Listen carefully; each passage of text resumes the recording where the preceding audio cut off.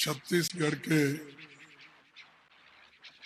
Chief minister Shri Bhupesh Baghel ji और हिमाचल के incharge general secretary Shri Raju Shukla ji, आपके सबके चाहते और इस ग्रामीण विभाग के उम्मीदवार श्री विक्रमादित्य सिंह जी,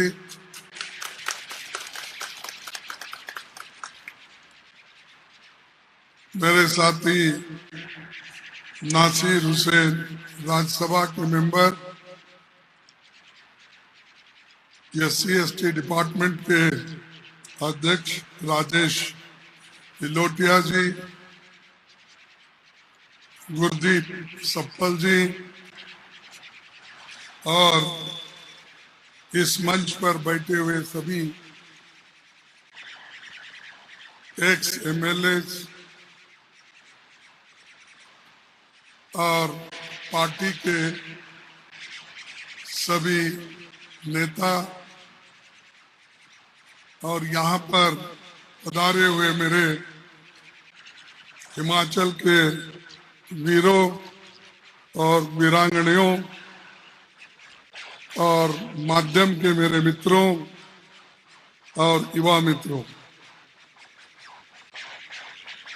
मैं दक्षिण भारत से आता हूँ, इसीलिए थोड़ा सा तुम्हारे और मेरे हिंदी में फर्क होता है। शायद चंद बातें मेरे हिंदी और हिंदुस्तानी में होती है, इसीलिए ज्यादा हिंदुस्तानी में जो खासकर पंडित जवाहरलाल नेहरू जी जो भाषण करते थे वो हिंदुस्तानी में होता था, तो वैसा ही मैं थोड़ा थोड़ा हिंदुस्तानी भाषा सीखा हूँ और आपके सामने यहाँ पर खड़ा इसलिए हुआ हूँ।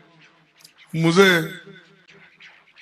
हमारे नेता श्रीमती सोनिया गांधी जी, राहुल गांधी जी और सारे सीनियर नेतागण और 9,000 डेलीगेट्स, इन्होंने सभी ने मिलके मुझे चुना है और मेरा चुनाव कैसा हुआ, कितने दिन चला, इसका तो हिसाब हमारे बघेल साहब ने तो दिया, लेकिन नड्डा साहब का इलेक्शन कैसा हुआ ये किसी को भी पता नहीं, क्योंकि वहां पर चुनाव नहीं होते, सिर्फ नॉमिनेट किया जाता है और वो हमको बार बार ये कहते हैं कांग्रेस में कोई डेमोक्रेसी है? कांग्रेस के लोग कभी चुनाव कराए हैं? ये सवाल हमसे पूछते हैं। तो मैं अब उनसे पूछूंगा, आपके कितने डेलीगेट्स थे, आपके कितने उम्मीदवार खड़े हुए थे, आप किस ढंग से चुनाव कराया, ये मुझे हिसाब दो, जनता को दो। अरे आप तो करते नहीं और दूसरों को कहते हो कि वो नहीं हुआ, ये नहीं हुआ, और उनका तो एक कॉमन स्लोगन है, इस देश के प्रधानमंत्री से लेकर सभी नेताओं का एक ही स्लोगन। मैं जब पार्लियामेंट में लोकसभा के कांग्रेस पार्टी का नेतृत्व करता था उस वक्त और बाद में मैं राज्यसभा का भी नेतृत्व करने का मुझे सौभाग्य हुआ कि मैं राज्यसभा का भी लीडर ऑफ अपोजिशन बना। तो ये जो वहां पर बहस चलती थी पार्लियामेंट में, बार बार प्रधानमंत्री जी और उनके शिष्य लोग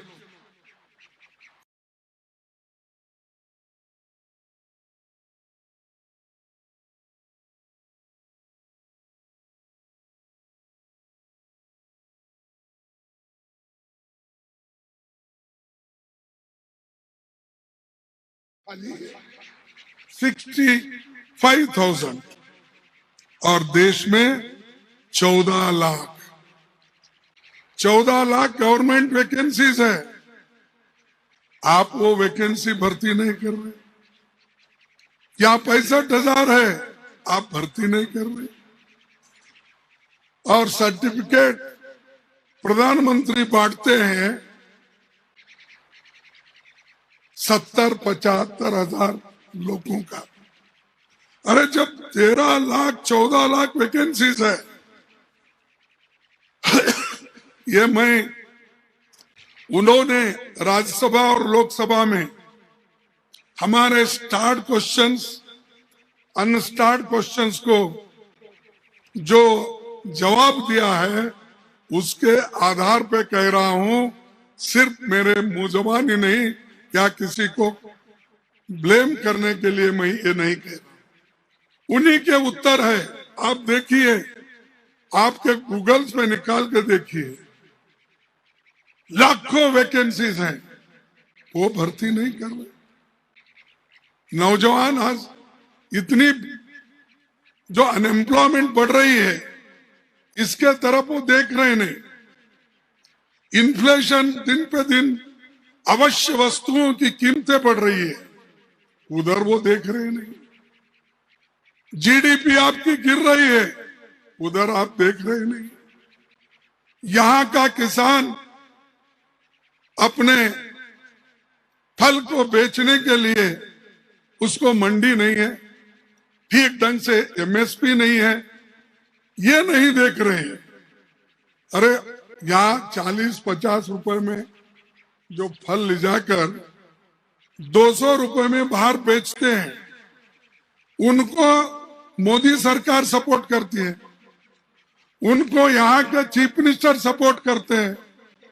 तो क्या आपको ऐसी सरकार चाहिए? चाहिए? आपको अगर ऐसी सरकार नहीं चाहिए तो कांग्रेस पार्टी को जिताइए, विक्रमादित्य को जिताइए। आप जिताएंगे, उसमें कोई संशय नहीं। भारी बहुमत से जिताना और बीजेपी कैंडिडेट की डिपॉजिट जब्त होना, ये महत्व।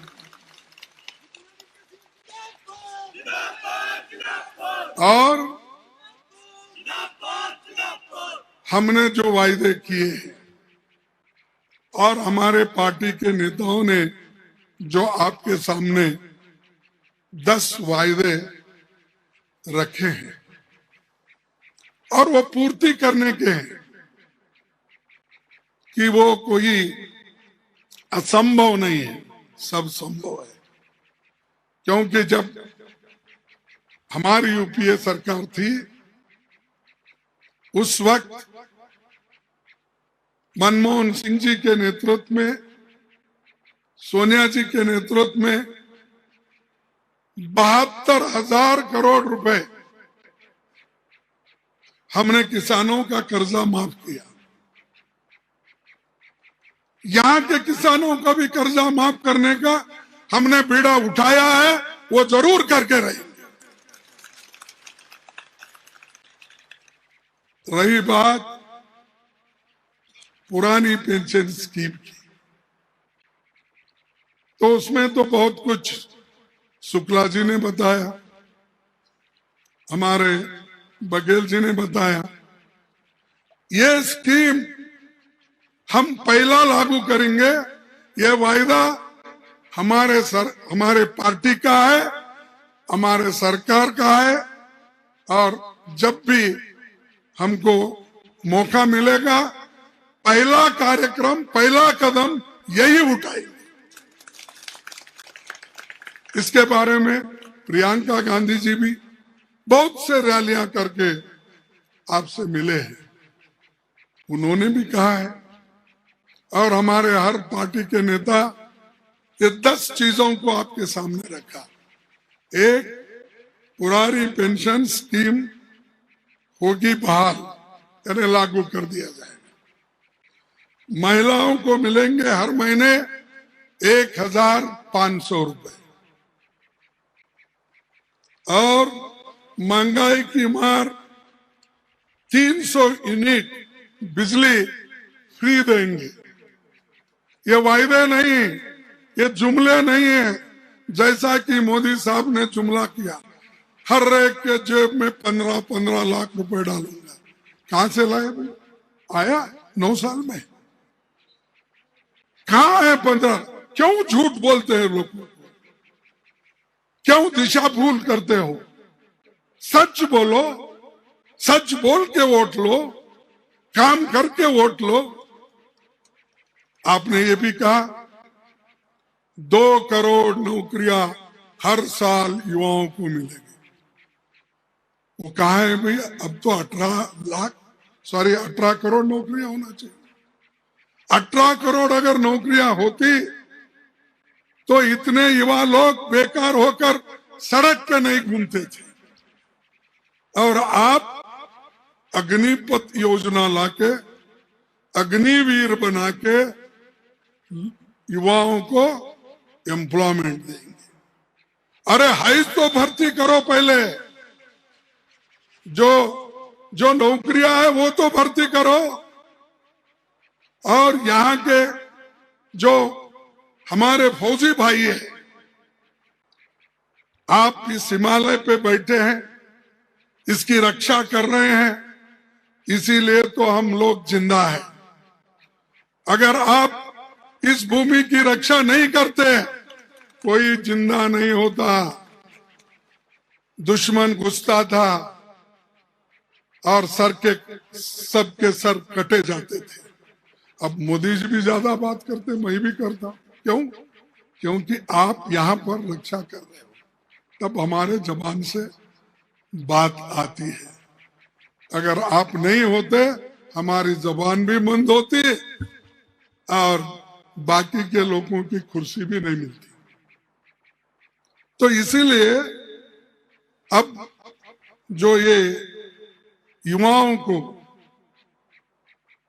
अग्निवीर का आपने एक झांसा डाला, कितने दिन के लिए? सिर्फ 4 साल के लिए। 4 साल के बाद क्या करना? वो मंदिर में जाके घंटी बजाते बैठना? अरे उसको पेंशन नहीं, उसको कंपेंसेशन नहीं, उसको कोई प्रोविडेंट फंड नहीं, उसको कोई ग्रेच्युटी नहीं, फिर वो क्या करेगा? और नए नए अपने अपने पैर पे खड़े होकर वो स्किल डेवलपमेंट में, स्टार्टअप में नए नए योजनाओं का फायदा उठाएंगे। अरे तुम्हारी स्टार्टअप तो अभी चल रही नहीं ठीक ढंग से। और अब 4 साल के बाद उसको कोई फौजी भी नहीं बोलता। अग्निवीर को फौजी भी कोई नहीं पुकारता, तो उसको क्या पुकारेंगे? और वही बोलते जाना, मैं अग्निवीर हूं, अग्निवीर हूं, अग्निवीर हूं, वही बोलते जाएगा। ये जो है दिशा भूल करने की, गुमराह करने की आदत, ये बीजेपी सरकार की है। हम जो कहते हैं वो करके दिखाए। गरीबों के पेट के लिए एक दिन का खाना नहीं मिलता था उनको, इसीलिए सोनिया गांधी जी ने उनके पेट भरने के लिए फूड सिक्योरिटी एक्ट लाया है नहीं? जब किसान मजदूर उसको काम नहीं मिलता तो नरेगा योजना हमने लाई, उसका तो काम हो रहा है ना, आंखों को दिखता है। उसके बाद में गरीब बच्चे पैसा देखकर, फीस देखकर वो प्राइवेट स्कूल में पढ़ नहीं सकते। इसीलिए सोनिया गांधी जी ने, मनमोहन सिंह जी ने, उन्होंने एजुकेशन बिल लाया और लाकर हर एक को शिक्षा की आवश्यकता है, शिक्षा जरूरी है, इसीलिए उन्होंने फ्री कर दिया। ये हमारे काम है, आपके कौन से काम है? आपका तो सिर्फ कांग्रेस को गालियां देना। सुबह उठते ही कोई मंत्र नहीं पढ़ते भगवान का, वो सुबह उठते ही कांग्रेस को कैसा गालियां देना, किस किस विषय पे गालियां देना, ये उनका तरीका है। तो हमारा तरीका काम करके दिखाने का है। तो ये 300 यूनिट बिजली फ्री मिलेगी, युवाओं को 5 लाख रोजगार हम देंगे। और अभी मैं कहा कि जो बागवान तय करेंगे फलों की कीमत, एमएसपी, जो भी इकोनॉमिकली वायबल होता है, उसकी एमएसपी भी हम लोग करेंगे। और युवाओं के लिए 680 करोड़ का स्टार्टअप फंड किया जाएगा। तो ये सब हमारे वायदे हैं। और 7वां मोबाइल क्लिनिक से होगा हर गांव में मुफ्त इलाज। यूं तो हिमाचल प्रदेश देश में 2-3 राज्य जो पढ़े लिखे हैं, 100% कहीं लिटरेसी है, तो वैसा ही उन 2-3 स्टेट में ये भी गिना जाता है। यहाँ सबको बीजेपी सरकार बेवकूफ बना सकती है, लेकिन हिमाचल के लोगों को कभी बेवकूफ बना नहीं सकती।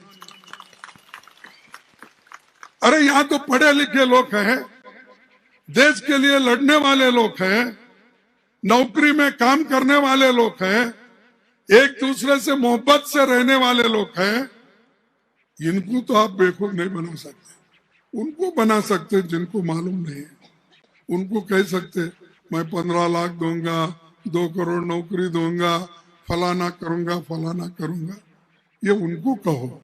यहाँ के लोग पढ़ते हैं, लिखते हैं, सुनते हैं, टीवी देखते हैं, फिर उसके ऊपर से अपना निष्कर्ष निकालते हैं। सिर्फ देखने से ही संतुष्ट नहीं हो, अपना भी कोई दिमाग लगा के काम करते हैं।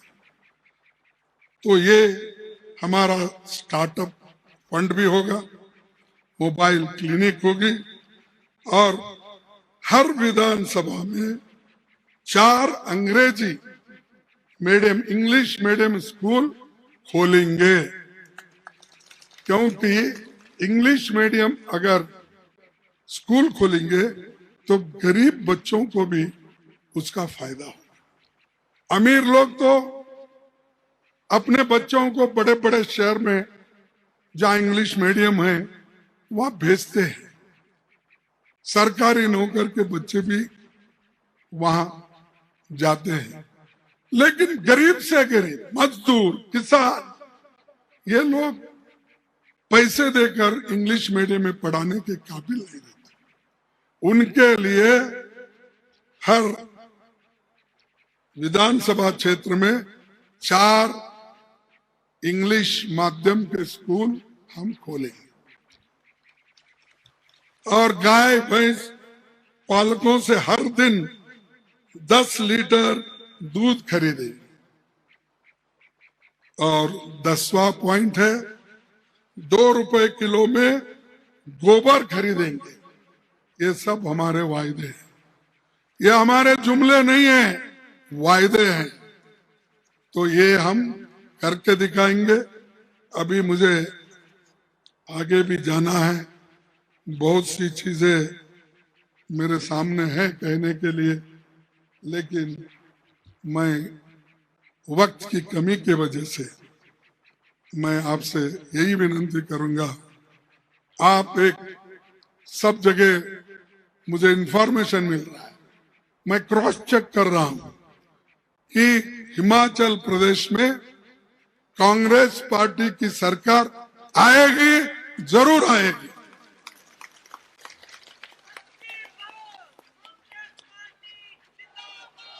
तो ये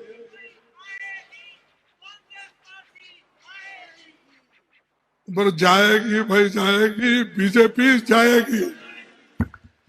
तो ठीक है, तो मैं आपसे यही निवेदन करता हूं कि आप जोर शोर से चुनाव में भाग लो। जो मतपेटी रहती है, पोलिंग बूथ रहती है, वहां पर जाना जरूरी होता है। जब तक आप गांव-गांव के लोगों को बुलाकर वोट नहीं डलवाएंगे तो बड़ा मुश्किल हो जाएगा। इसीलिए मैं आपसे फिर एक बार विनती करता हूं कि आप सबको एक पूरा अपना शक्ति देकर पोलिंग बूथ पर जाकर वोटिंग कराओ। और इतने छोटी सी समय में इतनी संख्या में लोग जमे हैं, तो इसका यही अर्थ है कि कांग्रेस के पीछे, कांग्रेस के साथ सभी लोग हैं, यही। और मैं ज्यादा और भाषण न देते हुए एक दो स्लोगन लगाऊंगा, आप भी मेरे साथ लगाएंगे। Congress party, Congress party, Congress party, जय हिंद, जय हिंद, जय हिंद। आप सभी को धन्यवाद और मेरा प्रणाम। सभी को नमस्ते।